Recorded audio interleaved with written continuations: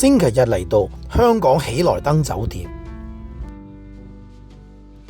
食佢嘅自助餐。午餐嘅時間嚟到，發覺客人都唔少。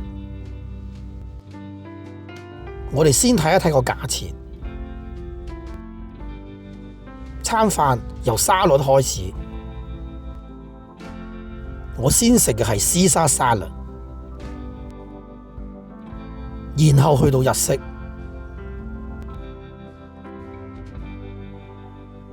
今日嘅刺身選擇都唔少，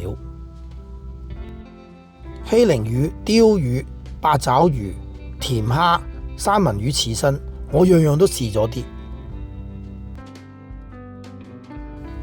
跟住去試下凍海鮮，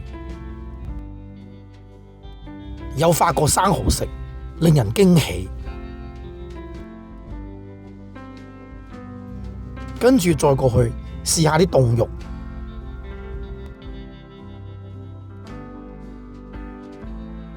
冷盤就分享到呢度。跟住轉去睇下啲熱食。我中意嘅係印度美食，例如薄餅。天婦羅方面，我試咗佢個蟹柳。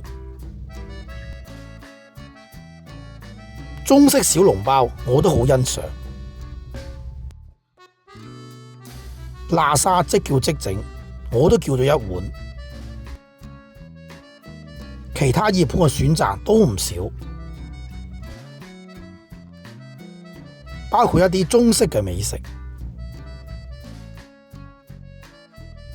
我拎咗煎魚同埋日式炸蠔，仲有煮蜆同埋吉列豬扒。扒類方面有西冷牛扒同埋火腿扒。隔離就係披薩。呢度嘅黑松露通粉即叫即煮，我中意睇住廚師煮嘢食，煮好之後會撈埋芝士，非常美味可口。跟住去到甜品嘅部分，熱食有蛋撻同埋格仔餅，蛋糕有 Tiramisu 同埋 Crème Brûlée， 水果我試咗菠蘿，雪糕有 Häagen-Dazs。去到湯水嘅部分，呢度中西湯都有。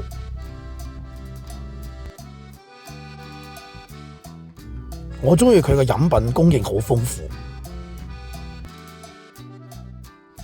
卡布奇諾我都飲咗2杯。